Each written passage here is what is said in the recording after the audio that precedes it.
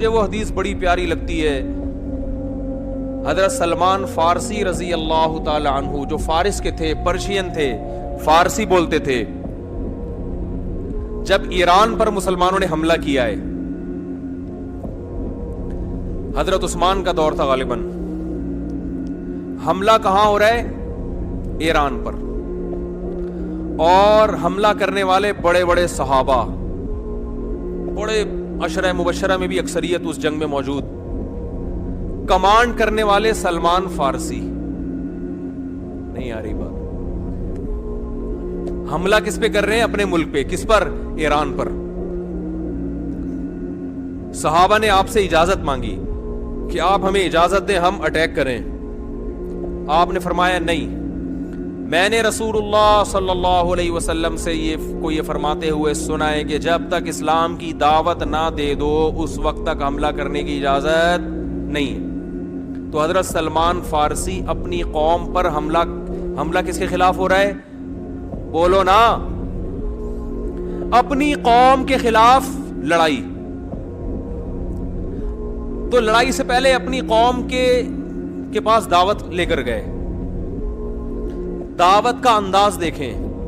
جب بھی اسلام کی دعوت دی جاتی ہے تو انداز یہ ہوتا ہے بھائی ہم سب تم کو ایک خدا کی طرف دعوت دیتے ہیں، آؤ اسلام پہ تحقیق کرو، یہ دین برحق ہے. یہ تھا نا؟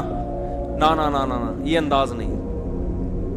اس وقت جو اسلام کی سب سے بڑی خوبی تھی نا، اس کو ہائی لائٹ کیا کہ اس کے بعد بھی اگر اسلام سمجھ میں نہیں آ رہا تو پھر تمہاری سمجھ میں نہیں آئے گا. وہ خوبی یہ ہے کہ یا اہل فارس، اے اہل فارس، انا رجل منکم، میں تمہاری قوم کا آدمی ہوں. تمہیں پتہ ہے کہ عربوں میں عصبیت کوٹ کوٹ کے بھری ہوئی ہے.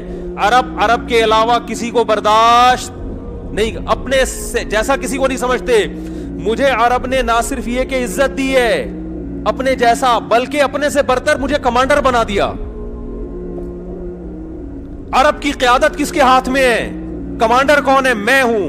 یا اہل فارس، اے اہل فارس، انا رجل منکم، تمہاری قوم کا آدمی ہوں. ترون العرب یطیعوننی، چھوٹی موٹی قوم میری فرما برداری نہیں کر رہی. عرب کو دیکھ رہے ہو کہ تم میری کمانڈ کے تحت لڑ رہے ہیں. کیا انداز، خاندانی انداز تھا یا نہیں دعوت کا؟ آج اگر یہ چیز عربوں میں پیدا ہو جائے تو دنیا کا نقشہ بدل جائے گا. عرب کی عراق پر جب حملہ ہوا تو بعض عربوں نے نعرہ لگایا کہ کسی دوسرے عرب ملک پر ہم حملہ برداشت نہیں کریں گے. کاش وہ یہ کہہ دیتے کہ کسی دوسرے اسلامی ملک پر ہم حملہ برداشت، بولو نا، لیکن نہیں نکلتا منہ سے. عرب بھئی عربوں کی تو مدد کہیں بھی نہیں قرآن میں لکھی ہوئی کہ اللہ کہتے ہیں میں عربوں سے محبت کرتا ہوں. ایک آیت بھی ہمیں ایسی نہیں ملی. یہ جو حدیث ہے کہ عربوں سے محبت کرو اس لیے کہ قرآن عربی، حدیث من گھڑت ہے. ٹھیک ہے، ہم پھر بھی فضیلت کے قائل ہیں کہ اسلام آپ میں پہلے آیا، آپ نے دنیا کی قیادت کی، اس بیس پر ہم عزت دیں گے آپ کو.